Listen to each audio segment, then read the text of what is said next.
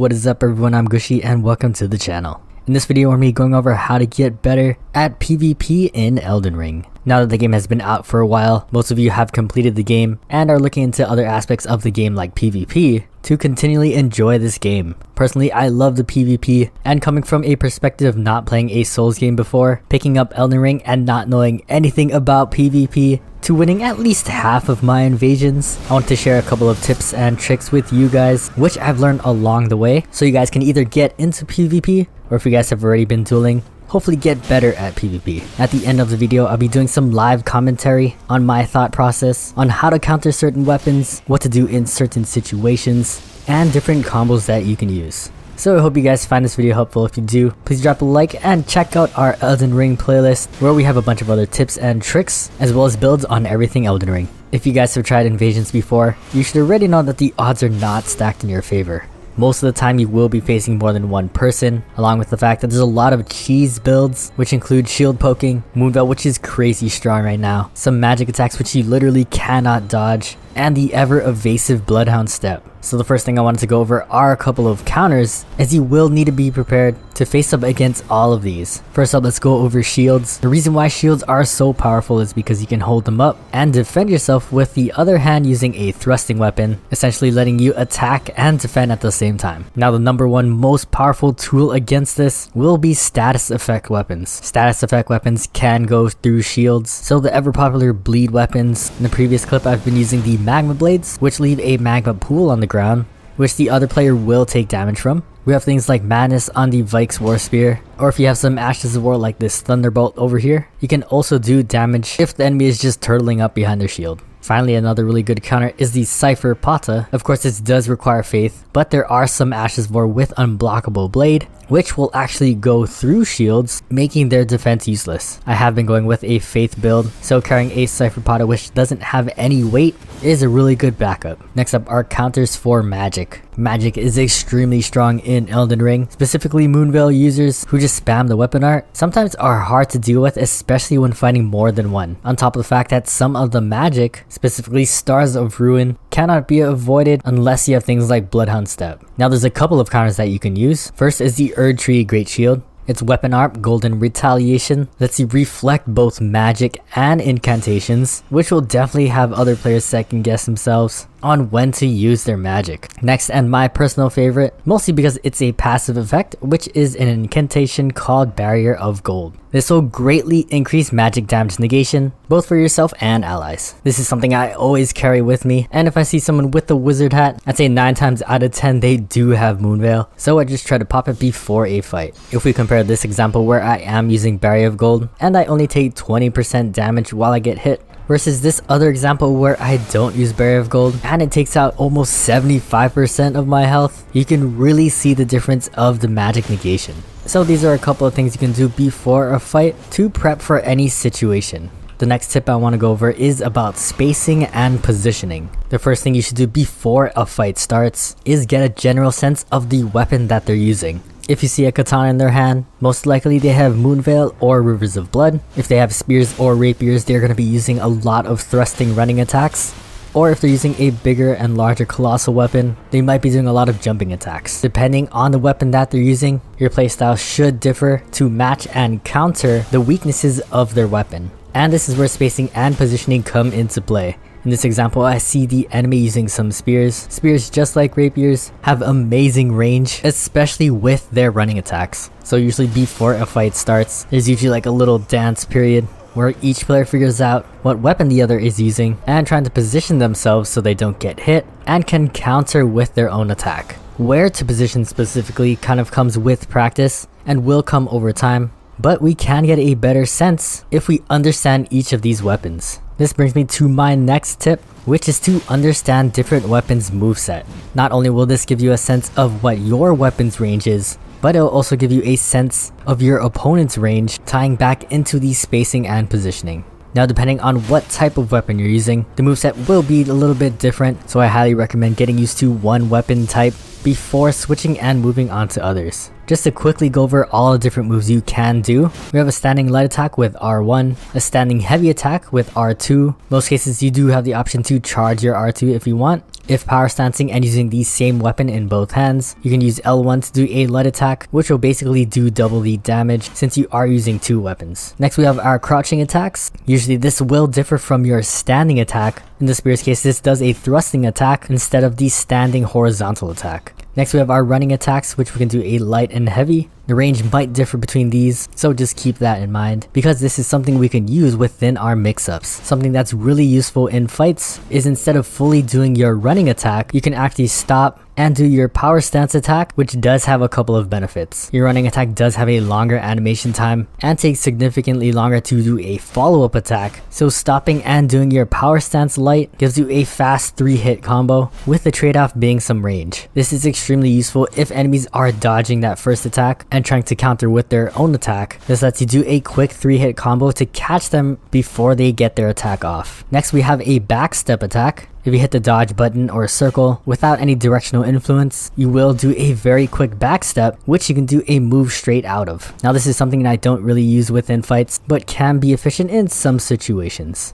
Next up we have our jumping attacks. Again, we have a light and heavy jumping attack, each with their own duration and power. With this is another really good mix-up that I use often. If I do a heavy attack, it just hits one spear on the ground, but if I do a jumping power stance attack, it does 2 hits instead. Again, the timing is a bit different on both, so mixing it up will keep you unpredictable to an opponent. Another thing you can do is actually fake jump and not do an attack, and then once you land, do a running attack just to get some extra range after your opponent has dodged the fake jump.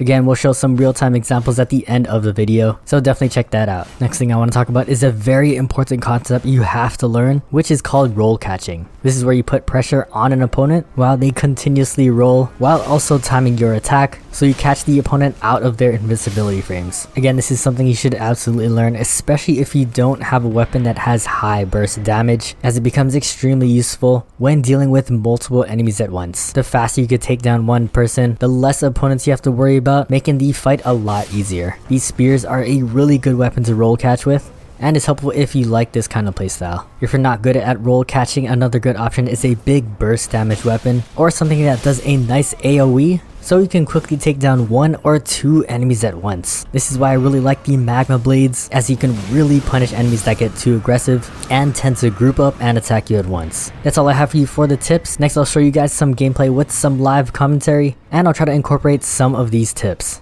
As a side note, all this gameplay is at level 120, so I'm not crazy overpowered, and I feel like this is around the standard invasion range. I think 120 to 150 is the standard. Alright, first thing I want to show, let's try to show the different mix-ups we can do. So we have our jumping attack, and we have fake jump to running attack. We'll try that first. So first thing we could do, we're going to bait them with this. Make them think it's a very, very long animation.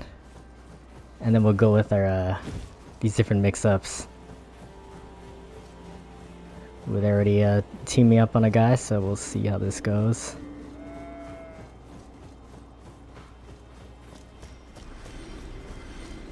Hello, sir. Ooh, it is a magician. So what we can do is set up our barrier of gold here. Give him a little bow.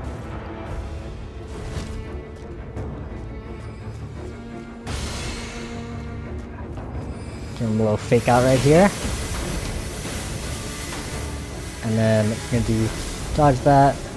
Run and do like a little attack like that. Now that he thinks he knows the range, we're gonna go in for a running, and then just like that, and then we'll try to roll catch right here. Nope, he ran out of stamina. He's still rolling. Let me heal, do another roll catch, and he's dead. GG's. Alright, might be 1v1. Alright, cool. Okay, we'll try to get a little poke. Ooh, let's take out his bubble real quick. And do a little poke. It's getting a little aggressive, so do 3 hits. Punish this, and GG's.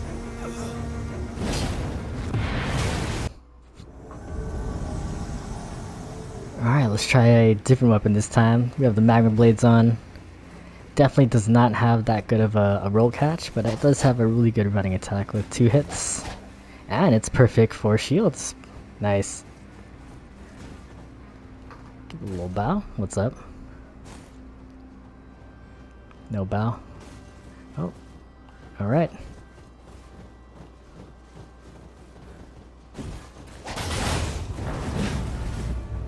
Alright, he thinks he's safe. Let's just do one of these. It's just sitting in the lava.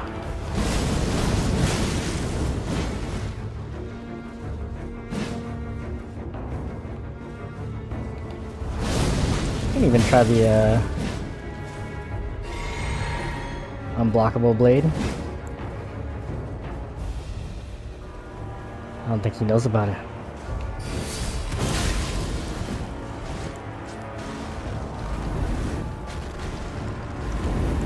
Let's go back to the... Oh!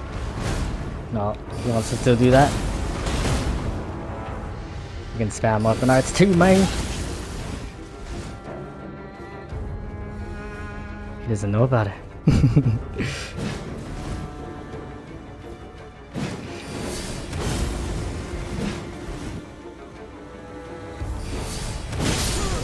Alright. And that's how you deal with shields. Alright, we'll try to show off the Magma blades this time. Cypher Bato was just better in that situation. Especially for the fingerprint shield. I think it's strong. Alright, let's see. Are they outside here?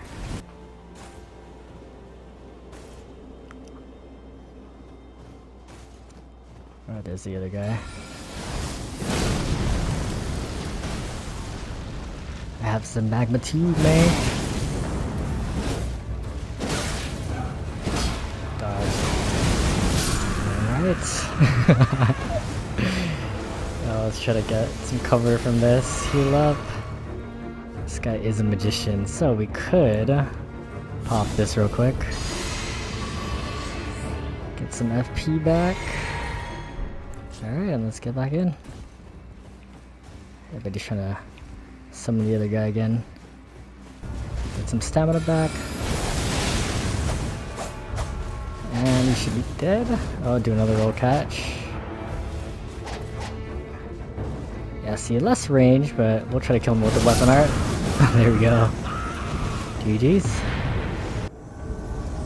Alright, for this one we're gonna switch things up. Try the Vikes War Spear. I think depending on the situation we'll change things up if need be. Hello, sir. Looks like he has a shield. So we'll see how well this goes. We might switch to nah, let's see. Let's just see how well he does with it.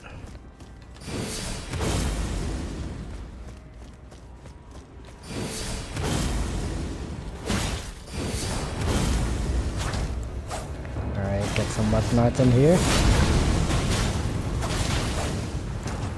Change things up a little more. Get some FP. Dodge forward and try to catch him with that. It's not even using a shield. That should go through a shield. Yeah, see? It's changing things up. Get some distance. And I'll go for more Magma blades.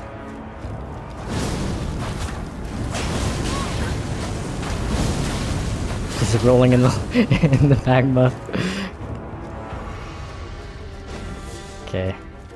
Just trying to block it again.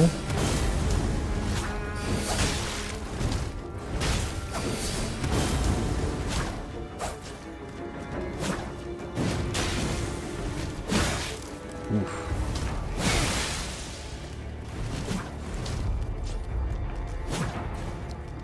Since he healed. Okay, we're gonna mix things up a little bit.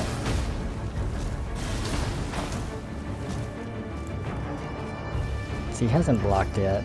We're also running out of FP, so it's oh, we don't have any more. Alright, we're gonna have to do this manually. We will change to our regular spear. Nice. Okay, we're not fat rolling.